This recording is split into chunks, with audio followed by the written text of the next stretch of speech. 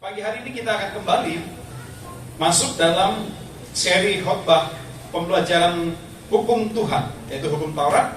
Ya, kita sudah bahas ya sepanjang minggu, sepanjang bulan sudah kita bahas dari hukum yang pertama, hukum kedua, hukum ketiga, hukum keempat, minggu lalu hukum kelima, dan pagi hari ini kita akan belajar yaitu hukum yang ke-6. Ya, ada yang tahu hukum yang ke-6? Apa hukum Taurat yang ke-6? Jangan. Hukum yang ke-6. Ayo. Kalau hukum yang pertama, ayo ya, ini cek. Ya, kalau hukum yang pertama, akulah Tuhan Allahmu. Ya, hukum pertama sampai hukum yang keempat, ingat ya berkali-kali ya, supaya juga hafal. Hukum pertama sampai hukum yang keempat itu mengatur hubungan kita kepada Tuhan. Ya, akulah Tuhan Allahmu. Yang kedua, jangan ada padamu Allah lain yang berbentuk apapun itu yang disembah selain daripada Tuhan. Yang ketiga, jangan lupa ya, jangan membuat patung ya yang menyerupai apapun. Ya, kita sudah bahas juga itu. Yang keempat, ingat dan kuduskanlah hari Sabat. Yang kelima, hormatilah ayah dan ibumu supaya lanjut usiamu. 2 minggu lalu kita sudah bahas tentang bagaimana kita menghormati orang tua. Ya, tetapi orang tua yang bagaimana juga yang pantas untuk dihormati. Kita sudah bahas ini ya. Jadi anak akan menghormati orang tua kalau orang tua juga menghargai anak. Kalau orang tua juga bersikap, berlaku, bertindak sebagaimana seharusnya dia sebagai seorang orang tua.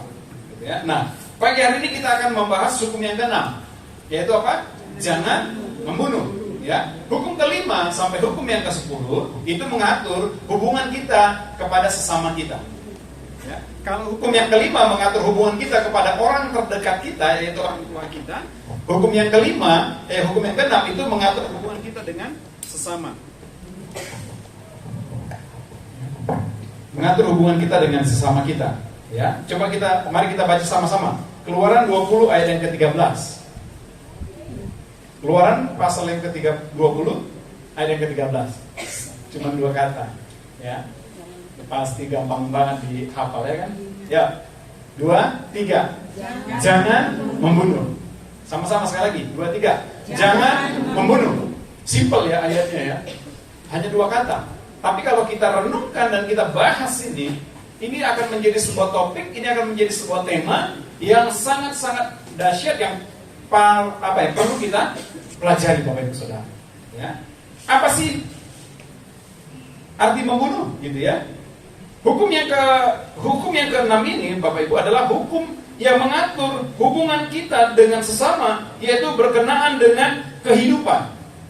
Ya, berkenaan dengan kehidupan, berkenaan dengan bersosialisasi dengan orang lain, berkenaan dengan hubungan antar manusia satu dengan yang lain. Ya, ini hukum yang ke-6. Mengatur jangan membunuh kata firman Tuhan.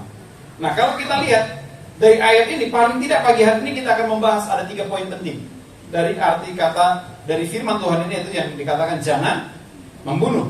Yang pertama adalah apa arti membunuh? Ya, apa arti membunuh? Yang kedua, mengapa orang bisa membunuh? Dan yang ketiga, mengapa Allah melarang kita untuk membunuh? Dan yang terakhir nanti ada kesimpulan. Jadi 3 poin ini, 3 poin penting. Yang pertama tadi dikatakan, apa sih arti membunuh? Tentu saudara tahu apa arti membunuh. Secara umum, membunuh adalah apa? Ya, tindakan seseorang dengan secara sengaja menghilangkan nyawa orang lain. Ya, itu adalah membunuh. Ya, contoh yang lagi masih panas-panasnya sampai sekarang itu adalah FS. Ya, jangan bilang Sambo lah ya. Karena Sambo itu marga Bapak Ibu ya. Ya, makanya ingat hukum yang kelima tadi, menghormati orang tua itu sama juga kita menghormati nama keluarga. Ya, saya sudah kasih tahu kemarin ya. Begitu satu orang melakukan kesalahan, bayangkan semua marga Sambo itu kena semua.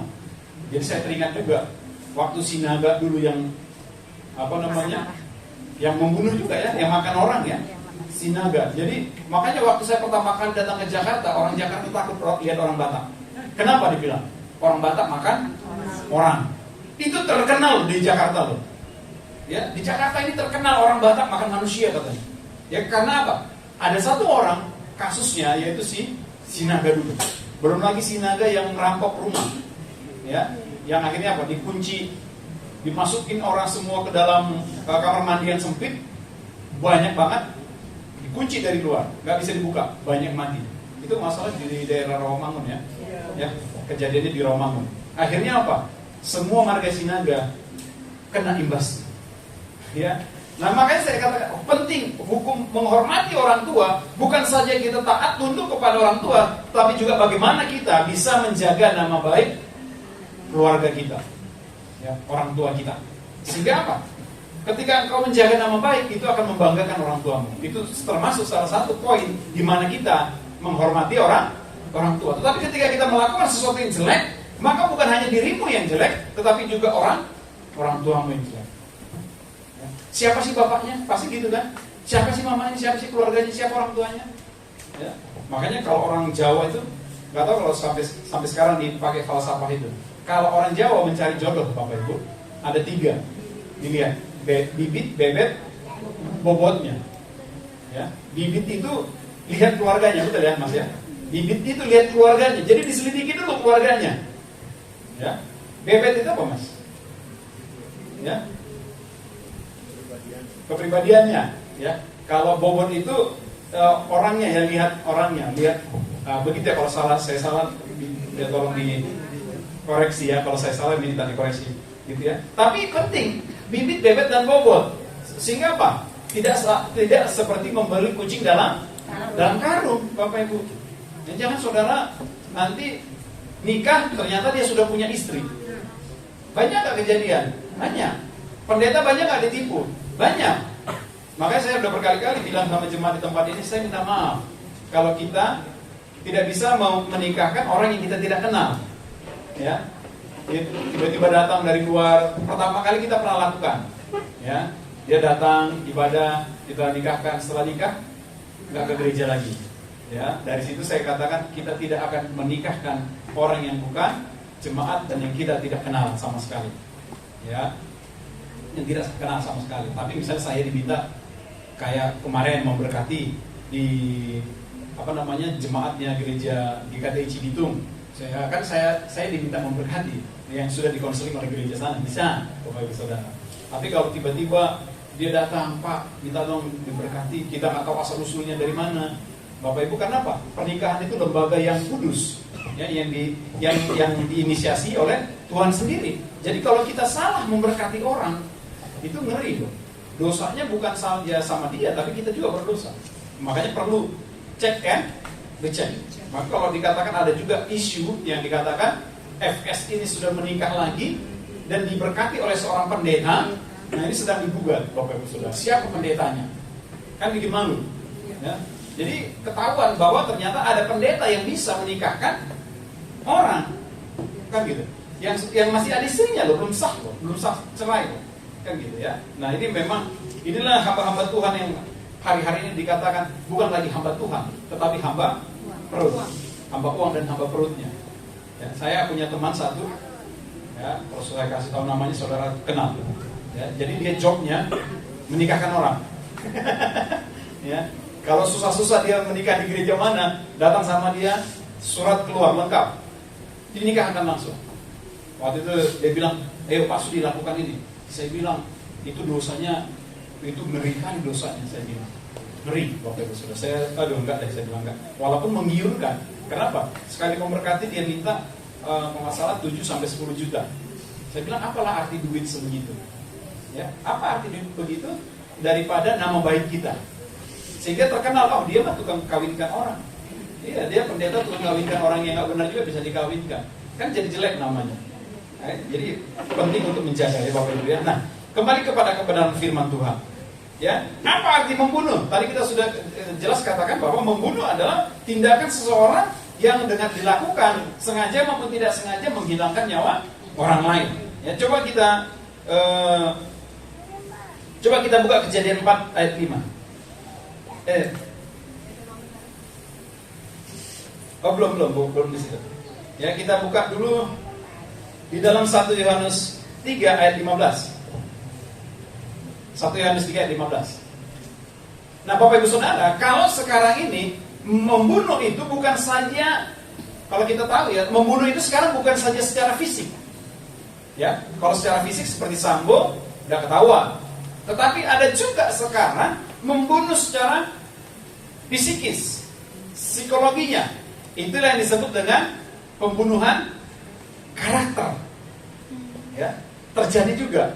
Makanya sekarang itu kalau ada anak-anak yang dibully di sekolah, itu bisa dipidanakan. Maka nggak boleh kita sekarang membuli, menghina, mengecek, apalagi body shaming. Ya, enggak. Sekarang sudah terlalu, bukan terlalu ya, tapi memang itu penting karena ketika kita katakan kamu gendut gitu misalnya ya, itu ternyata sudah body shaming.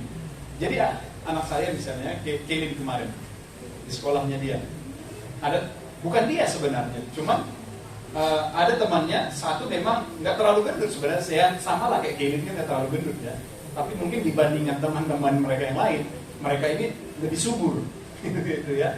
Jadi ada mereka bertiga, yang dua perempuan, Kelly dan satu temannya perempuan, satu lagi laki-laki. Ya, nah yang temannya di perempuan dengan laki-laki ini sedang ngobrol, saling ngomong, kamu gendut kata teman laki-laki ini sama si perempuan ini.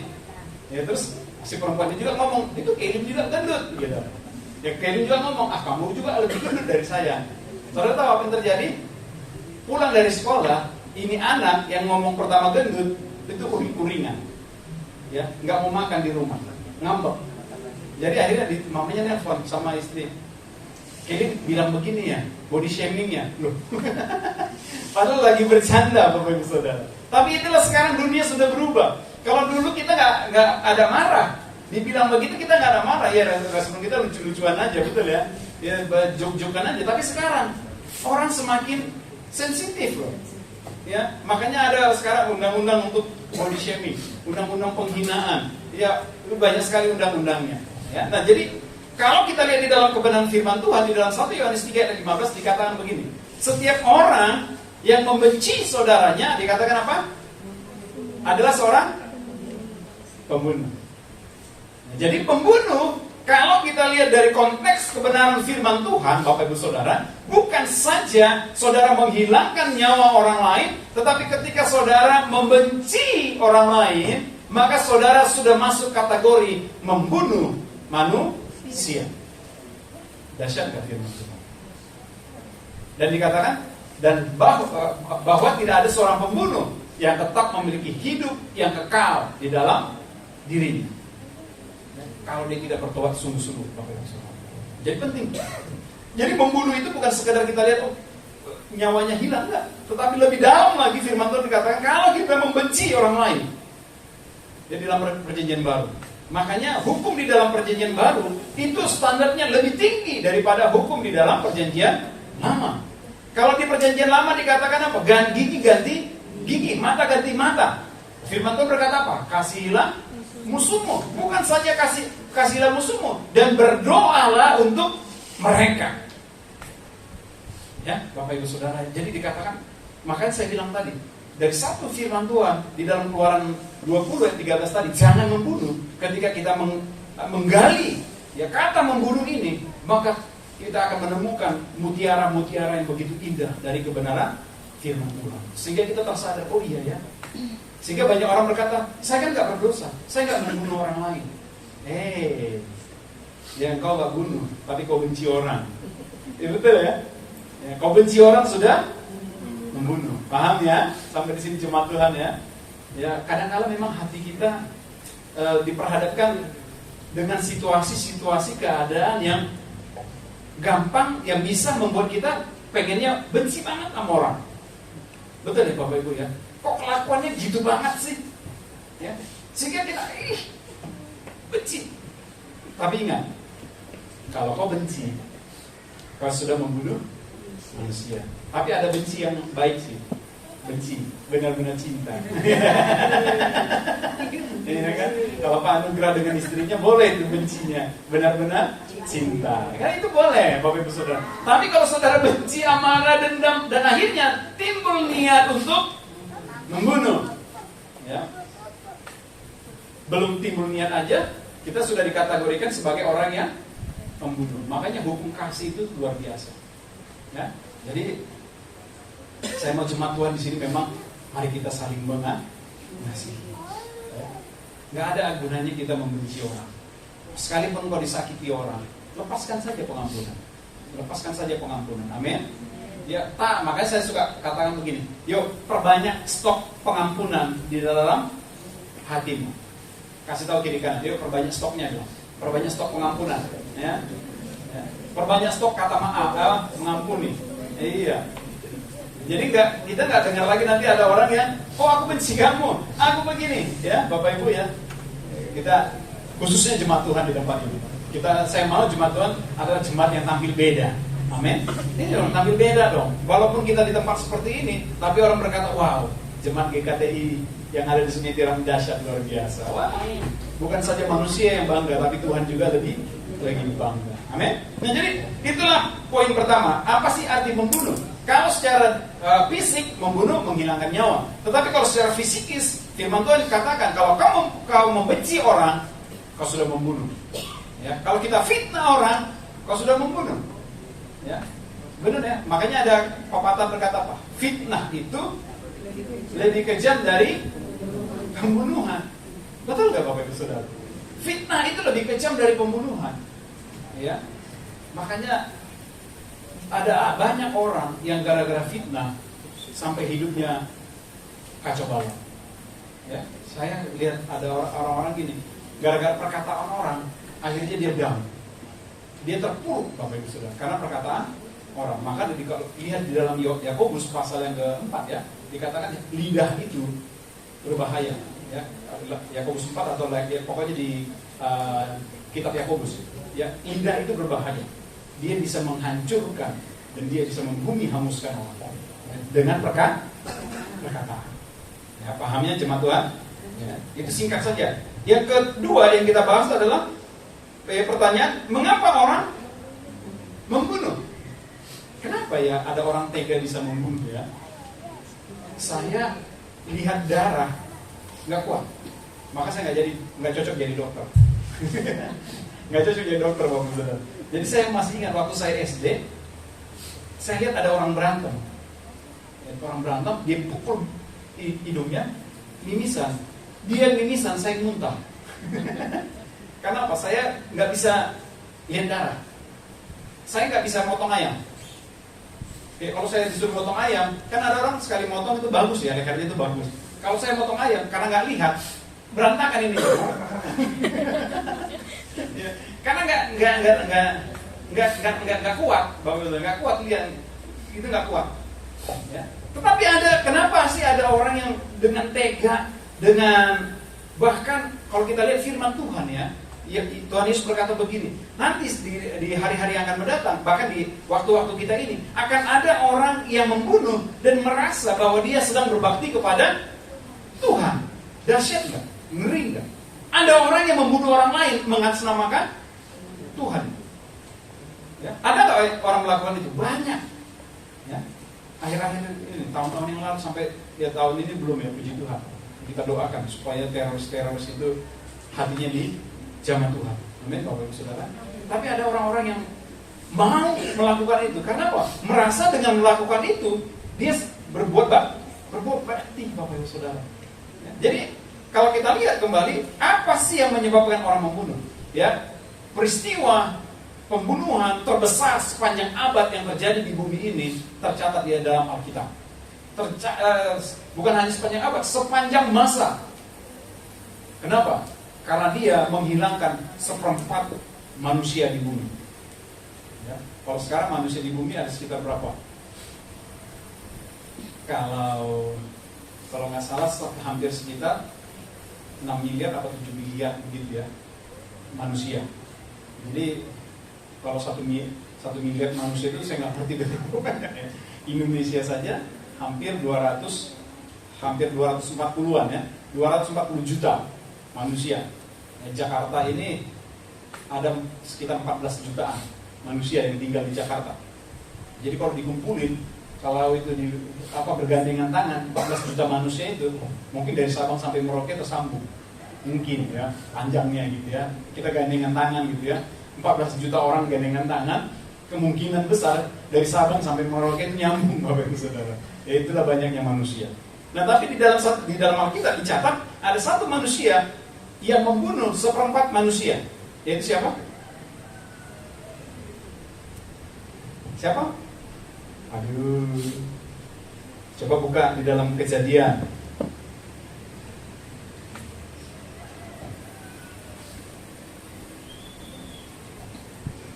Buka kitab Kejadian pasal 4.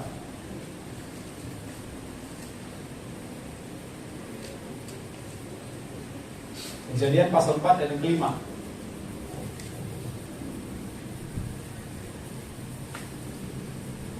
Kita baca sama-sama ya. Tetapi Kain dan korban persembahannya tidak diindahkannya. Lalu hati Kain menjadi panas dan mukanya muram. Coba cari ayat yang dia pada akhirnya membunuh adiknya Habel.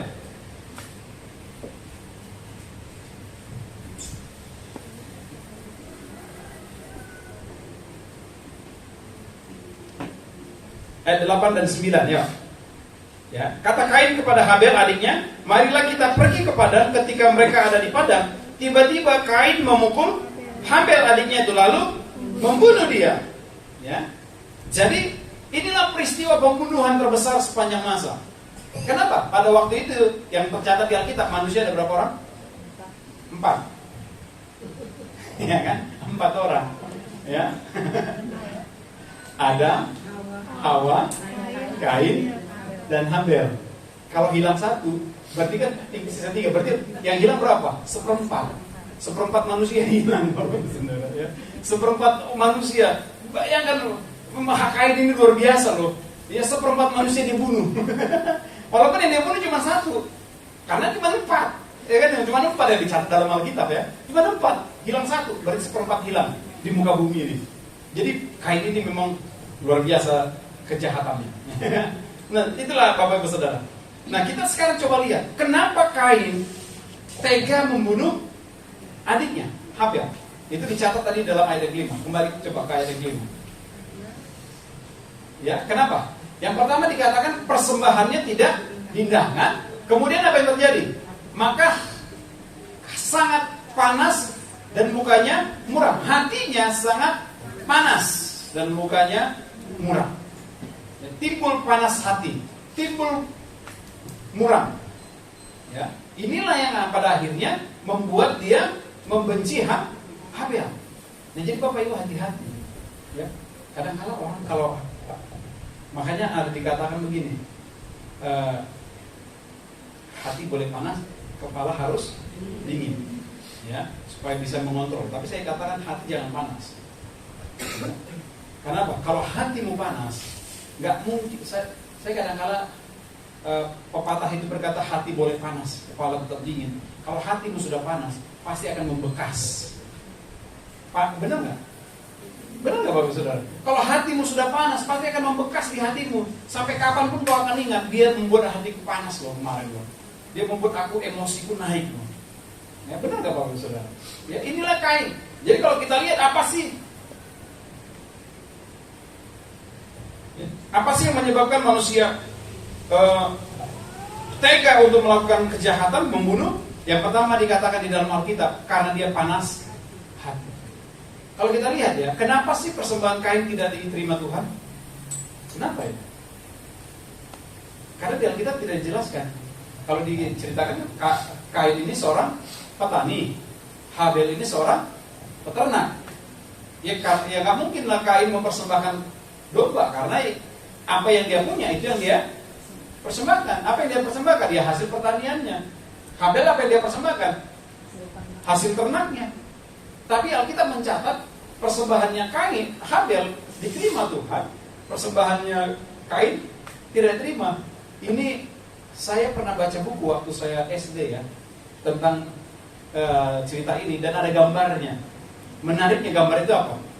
Waktu binatang itu dibakar, asapnya lurus ke atas. Ya, kalau saudara sejaman dengan saya berarti masih ingat ya. Ketika dibakar persembahannya asapnya lurus, artinya apa? Diterima Tuhan.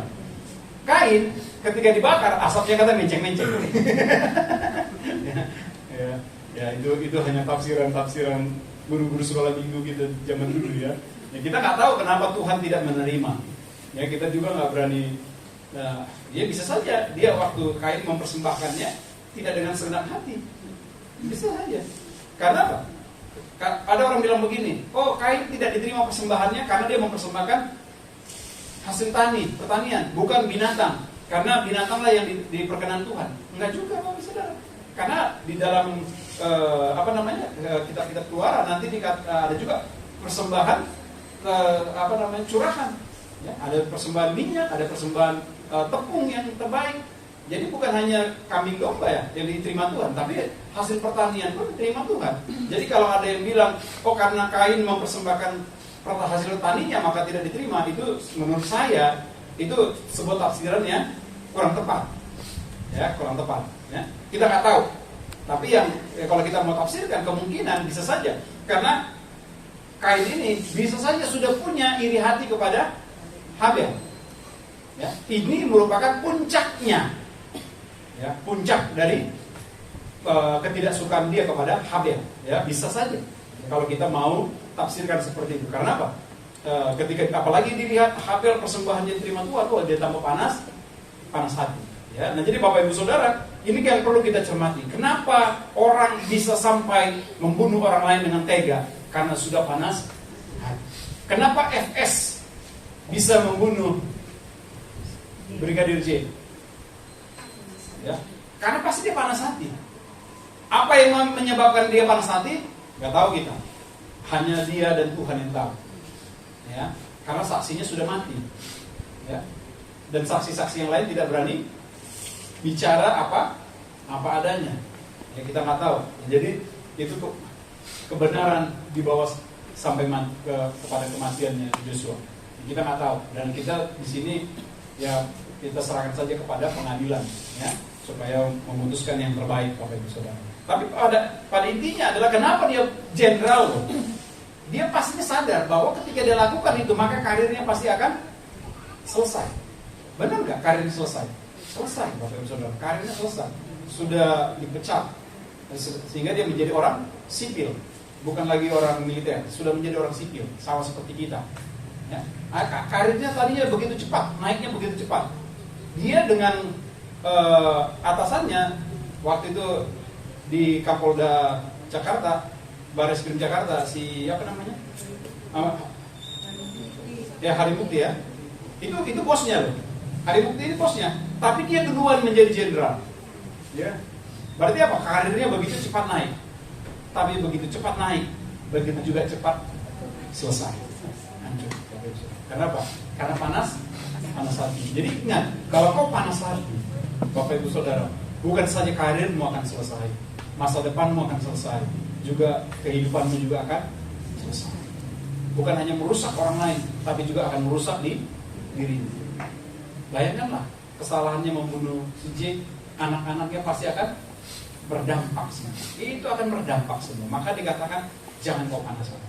Ya, selanjutnya kita lihat kenapa lagi kita hanya melihat di dalam Alkitab ya. Kalau kita lihat buku-buku psikologi tentu banyak hal kenapa orang mau membunuh. Tapi kita lihat yang kejadian di dalam Alkitab. Kenapa orang pada akhirnya mau membunuh? Yang kedua, coba kita buka di dalam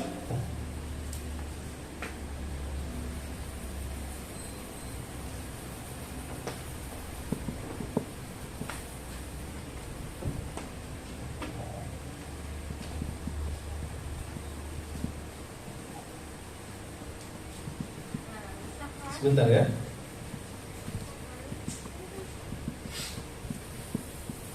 Di dalam Yakobus, coba saya buka ya. Saya tadi sudah catat tapi ketinggalan catatannya. Yakobus, kita buka di dalam kitab Yakobus. Ayat yang keempat, pasal 4. ayat 1 dan ayat yang kedua. Yakobus 4 ayat 1 dan 2. Sudah dapat? Amin. Ya, kita baca sama-sama ya. Wah, tidak di depan kan. Ya, dari manakah datangnya sengketa dan pertengkaran di antara kamu? Ini pertanyaan bagus. Dari mana sih datangnya sengketa? Kenapa sih orang bisa bertengkar? Kenapa sih orang bisa berantem? Dikatakan apa? Bukankah datangnya dari hawa nafsumu yang selalu berjuang di dalam tubuhmu? Ya, hawa nafsu artinya apa? Emosi kita. Ya, ketika emosi kita diganggu, ya kadang-kala pasti akan terjadi pertengkaran. Ya, apalagi kalau sudah menyangkut istilahnya harkat dan martabat, harga diri. Wih, ya, kau ya sudah menginjak-injak harga diriku. Wah, kalau sudah bicara harga diri, tidak ada ampun bagimu kawan. Ya, ada banyak orang terlalu ya mengagungkan harga diri, gitu ya, sehingga ketika itunya merasa harga dirinya dilecehkan, diinjak-injak, dia mulai panas hati, bertengkar. Ya, benarlah firman Tuhan. Ayat yang kedua. Kamu mengingini sesuatu tapi kamu tidak memperolehnya, lalu kamu kamu iri hati tetapi kamu tidak mencapai tujuanmu, lalu kamu bertengkar dan kamu berkelahi. Kamu tidak memperoleh apa-apa karena kamu tidak berdoa. Jadi kalau dari ayat ini kita lihat, kenapa sih ada orang yang bisa bertengkar dan membunuh? Yang pertama yang kita lihat di dalam ini, ya karena ada iri hati. Ya, ada iri hati. Ada hawa nafsu di dalam dirinya. Maaf ya Bapak Ibu ya. Ada berapa banyak pekerja seks komersial PSK yang dibunuh sama laki-laki belang. Kenapa? Karena dia mau melampiaskan itunya tapi nggak punya duit. Ditagih, marah, dia bunuh. Ya, kenapa? Untuk memuaskan nafsunya. Ya, ada berapa banyak orang untuk memuaskan hawa nafsunya memperkosa orang lain. Ya, kejadian yang terbaru ini ada anak kecil yang diperkosa, ya, anak kecil. Bahkan ada lagi Bapak Ibu Saudara, kejadian yang saya baca ya, itu anak SD memperkosa anak SD. Bayangkan kejahatan manusia sekarang bagaimana mengerikannya. Itulah, ya kenapa? Ada hawa nafsu. Itu membuat orang melakukan kejahatan. Dan apalagi dikatakan, karena kamu iri hati. Ada orang-orang yang iri lihat kita, nggak senang lihat kita maju. Ya Bapak Ibu Saudara ya. Ya memang sifat manusia ini luar biasa. Manusia itu senang kalau kita susah. Ya, susah dia kalau kita. Itu sifat manusia. Ya. Susah dia lihat orang senang. Dia pikir kenapa dia bisa senang ya? Kenapa bisa dia happy ya? Kenapa dia bisa kayaknya diberkati ya? Susah hidupnya. Iri dia. Akhirnya dia berusaha bagaimana supaya orang ini susah. Itu membunuh Bapak Ibu Saudara. Ya. Bisa saja membunuh. Ingat ya, membunuh bukan saja dengan membunuh secara fisiknya, tapi membunuh dengan secara fitnah, karakternya dibunuh dengan fitnah, dengan berita-berita hoax, itu kan pembunuhan. Ya Bapak Ibu ya. Nah, jadi banyak orang lakukan itu. Tapi saya berdoa, jemaat Tuhan di tempat ini tidak lakukan itu. Amin. Saya mau Bapak Ibu, kita sama-sama maju. Jemaat Tuhan sama-sama maju. Ya. Kalau jemaat Tuhan sama-sama maju, kita semua diberkati Tuhan. Amin. Lihat saudaramu, hebat dia sudah bekerja. Angkat jempol. Ya. Dorong dia, beri dia semangat. Jangan, dia kerja, cuma kerja kayak gitu doang. Siapa juga bisa. Ada orang ngomong kayak gitu, ya kan, gue kerjaan cuma kayak gitu doang, gue juga bisa. Gue juga bisa tapi dia nggak kerja. Ya. Juga kita harus dorong orang. Kamu hebat loh, luar biasa loh. Ya. Kalau ada lowongan-lowongan kasih tahu dong. Kan gitu, teman yang baik untuk supaya saling maju. Nah, kamu yang sudah maju jangan lupa sama yang di bawah. Ya, saya nggak tahu dengar cerita kan di sini yang tukang dayung itu ya, yang tukang dayung. Ya, ada beberapa teman yang di bawah itu bagus.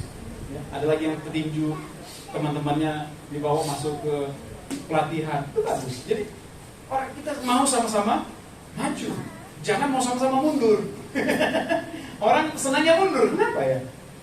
Ini udah naik, tarik. Jadi ada pepatah bilang begini, kalau ada orang yang sedang membicarakanmu di belakang, artinya kamu sudah ada di depannya dia.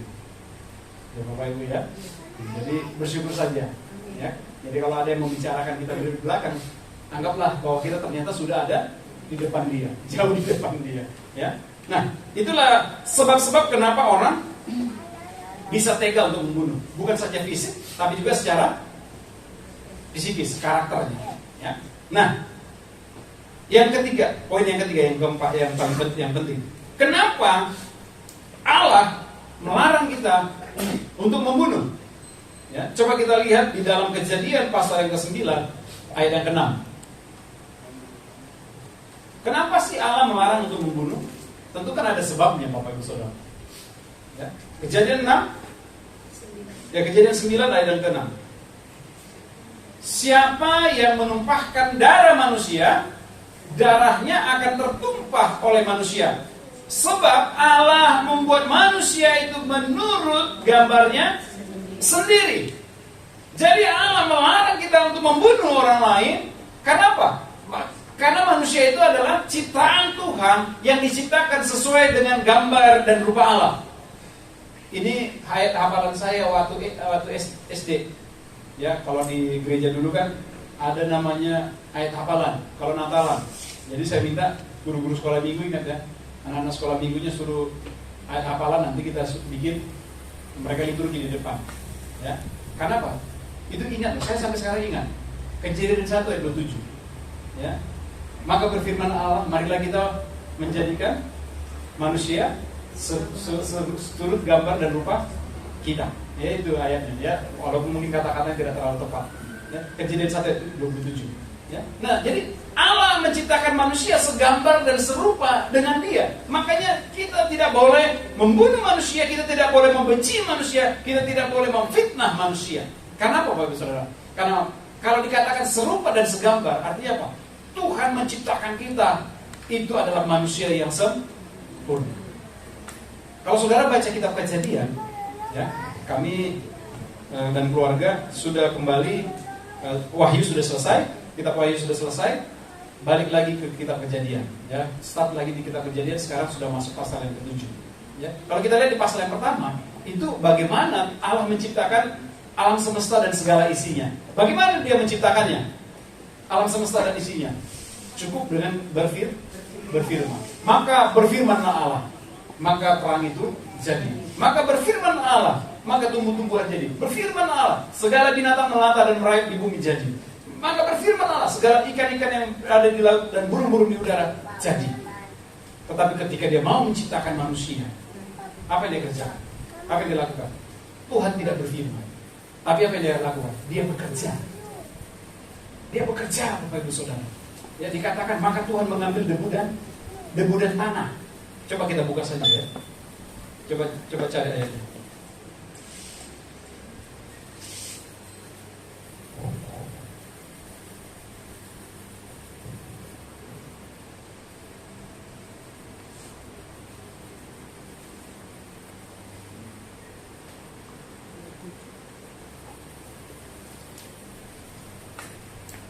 Ayat yang ke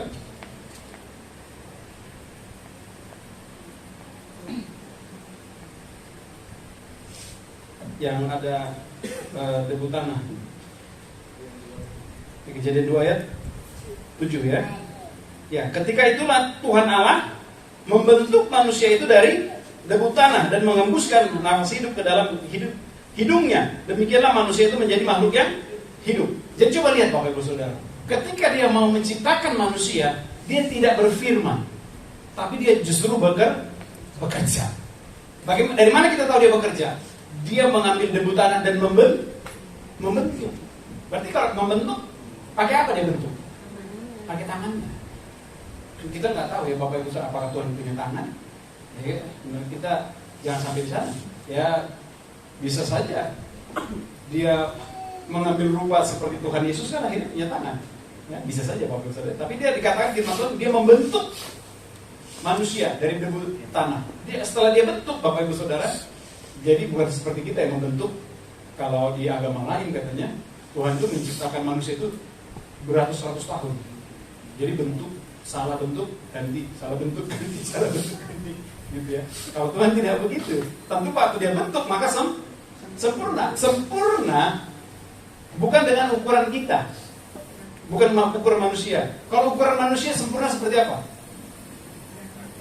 Saya kasih contoh. Kalau manusia punya ukuran tinggi, putih, hidung mancung, rambut lurus, mata biru, ya, badan kekar, itu laki-laki yang sempurna. Kalau wanita yang sempurna, putih, tinggi, rambut panjang, mata lentik, ya, hidung mancung, dagu lancip, ya, body, aduhai. Ini sempurna menurut manusia, tapi tidak sempurna bukan itu menurut Tuhan. Tapi menurut Tuhan ada sempurna sesuai gambar dan rupanya. Artinya apa? Ada sifat-sifat Allah dalam diri kita. Yaitu apa? Sifat-sifat kekudusan Allah ada dalam diri kita.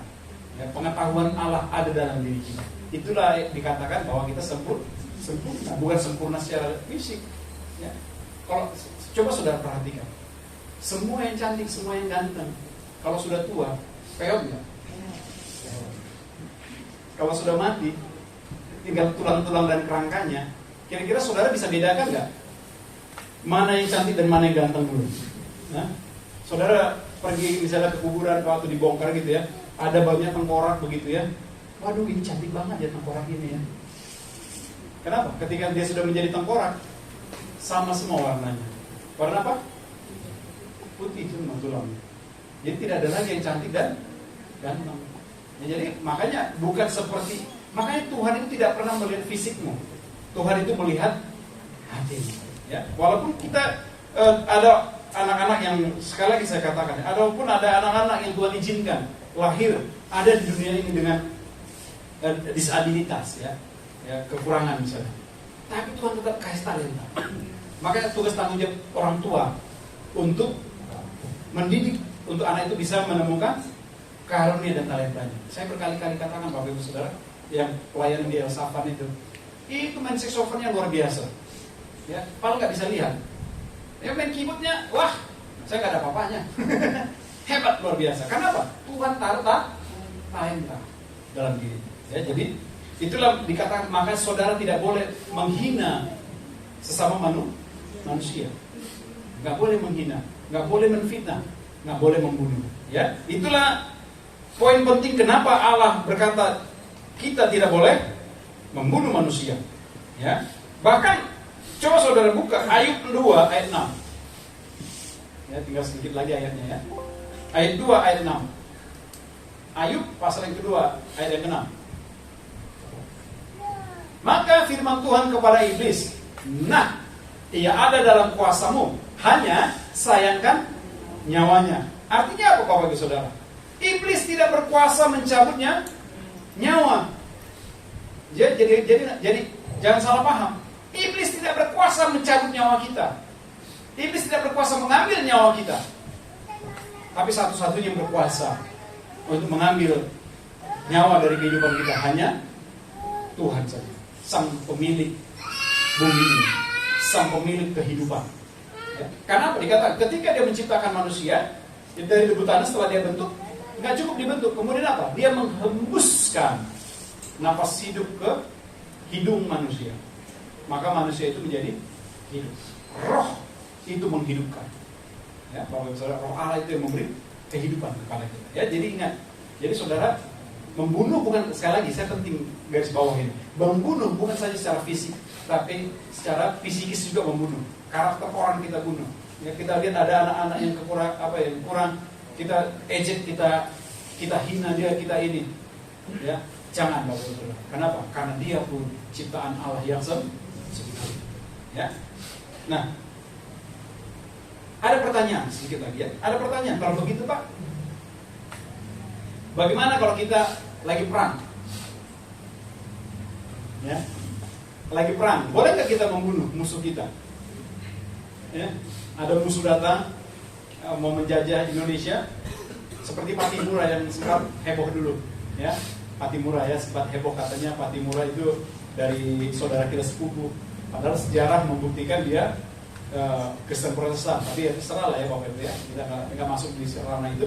Tapi dia kan kalau kita lihat dari sejarah dia Kristen. Yang dia perangi siapa? Orang Belanda, orang Portugis. Itu orang apa? Kristen. Dia bunuh. Kenapa? Boleh nggak? Ya. Kalau saya baca dari etika ya, itu kan masuk ke ranah etika. Ya, boleh saja. Kenapa? Karena dia dalam posisi membela, ya. Tidak sengaja, ya. Bukan disengaja, tapi mau membela. Coba kita buka, ya, di dalam Keluaran 21. Nah ini penting yang kita baca, ya. Keluaran 21. Ada orang-orang yang memang pantas dan layak kata firman Tuhan di dalam perjanjian lama untuk dibunuh. Yaitu orang-orang seperti apa? Coba kita Keluaran pasal 21.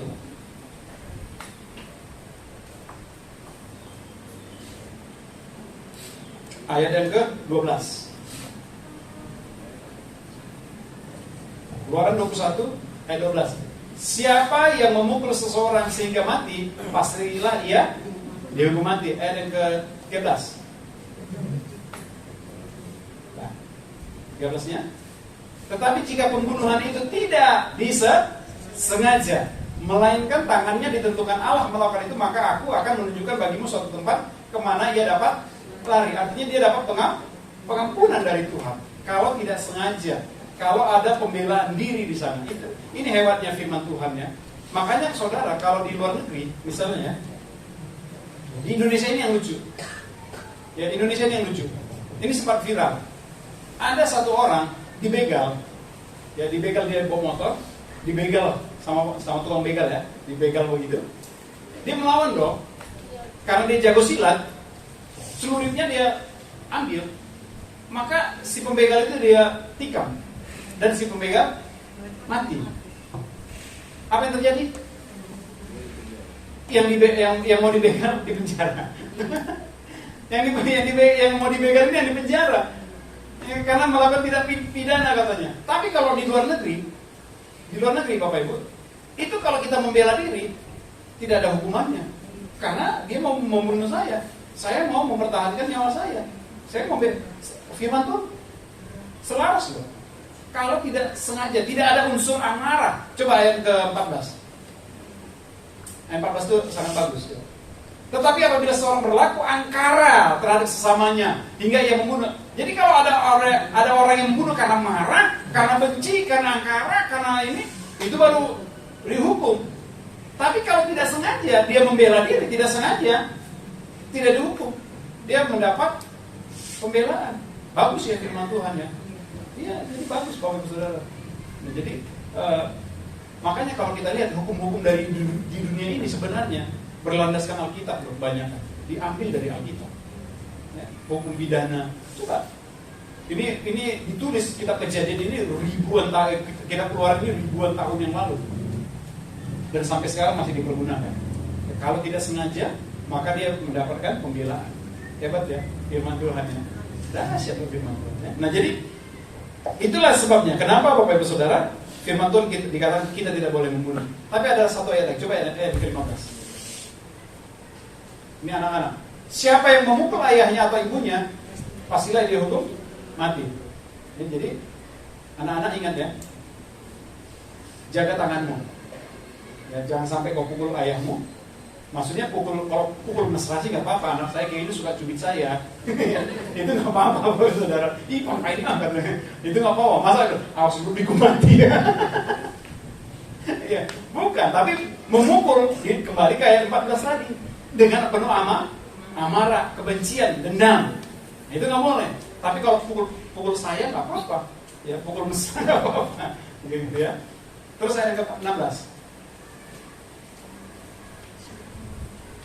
Siapa yang menculik seorang manusia, baik dia telah menjualnya, baik orang itu masih terdapat padanya, ia pasti dihukum mati. Coba ayat terakhir 17. Siapa yang mengutuki ayahnya atau ibunya, ia pasti dihukum mati. Nah ini masuk kepada hukum Tuhan yang kelima, hormatilah ayahmu dan ibumu. Ya, jangan kita mengutuki, jangan menyumpahi orang tua kita. Ada loh anak-anak yang menyumpahi orang tuanya supaya cepat mati. Kenapa? Supaya dapat warisan. Ada loh. Atau dia nggak suka lagi lihat mamanya. Cerewet kali mamaku, cepatlah kau mati mamaku. Ya. Ingat ya, ini ya firman Tuhan ya. Nggak boleh menyumpahi orang tua. Ya. Harus kita doakan orang tua supaya panjang umur sampai kepada berkat dan janji Tuhan. Ya. Kasihan kalau anak-anak, banyak anak-anak yang nggak tahu firman Tuhan ini kan banyak yang nggak tahu. Akhirnya sembarang saja ngomong sama orang tuanya, mati aja kok pak. Gitu. Sekarang, kalau saudara ya yang sudah dengar firman Tuhan ini bertobat ya anak-anak ya, amin. Ya anak-anak muda, amin, amin ya, ya amin ya. Jangan. Ya, saudara lihat, kalau kita bahas 2 kata loh tadi ya, Keluaran 20 ayat yang ke-13, panjang. Ya, jadi maaf ya kalau saya khotbah agak panjang ya, saya nggak bisa karena saya suka menggali Bapak Ibu Saudara. Ya, saya suka menggali, saya suka pikirkan ini kenapa. Supaya ketika saudara dapat firman Tuhan, saudara mengerti dengan jelas. Amin. Jadi saya harap saudara nggak bosan dengan firman Tuhan. Ya, karena firman itu menjadi pelita bagi kaki. Ayat yang bagian yang terakhir, kesimpulan. Nah, oleh karena itu Bapak Ibu Saudara, pagi hari ini kita sudah belajar mengapa kita tidak boleh membunuh. Hukum yang ke-6, jangan membunuh. Ya, kita tidak boleh membunuh. Oleh karena itu apa yang harus kita lakukan? Ya, yang pertama yang harus kita lakukan adalah seperti Matius 22 ayat yang ke-39. Katakan.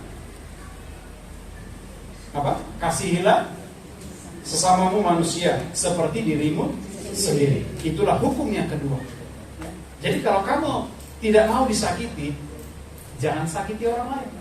Kalau kamu tidak mau dicubit, jangan cubit orang lain. Ya. Kalau kamu tidak mau difitnah orang, jangan memfitnah.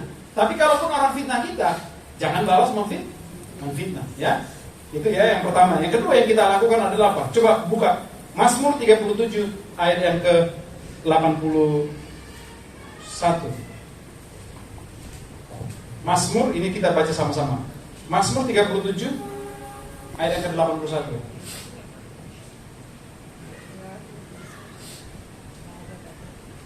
Ayat yang ke-8. Ayat ke-8, Ini ternyata tanda kurung. Ayat yang ke-8. Yang perlu lihat lagi begini. Ini tanda kurung apa? Ayat ke-8 ya sama-sama baca. 2, 3. Berhentilah marah dan tinggalkanlah panas hati itu. Jangan marah, itu hanya membawa kepada kejahatan. Amin. Ya, kasih tahu kiri kanan. Berhenti marah dan tinggalkan panas hati, bilang. Ya. Dan tinggalkan panas hati. Jangan marah, itu hanya membawa kepada kejahatan. Ya. Ini kita hafal ya, ayat hafalannya. Ya, minggu depan kalau ada yang hafal dapat hadiah. Ya. Ya. Gampang kok. Ya, ayat hafalan ya. Ya, Mazmur 37 ayat 8. Berhentilah marah dan tinggalkanlah panas hati itu. Jangan marah, itu hanya membawa kepada kejahatan. Ya, kiranya firman Tuhan memberkati Bapak Ibu Saudara jemaat Tuhan yang sekalian, sehingga kita semakin hari menjadi jemaat yang dewasa, yang diberkati oleh Tuhan. Katakan amin. Baik.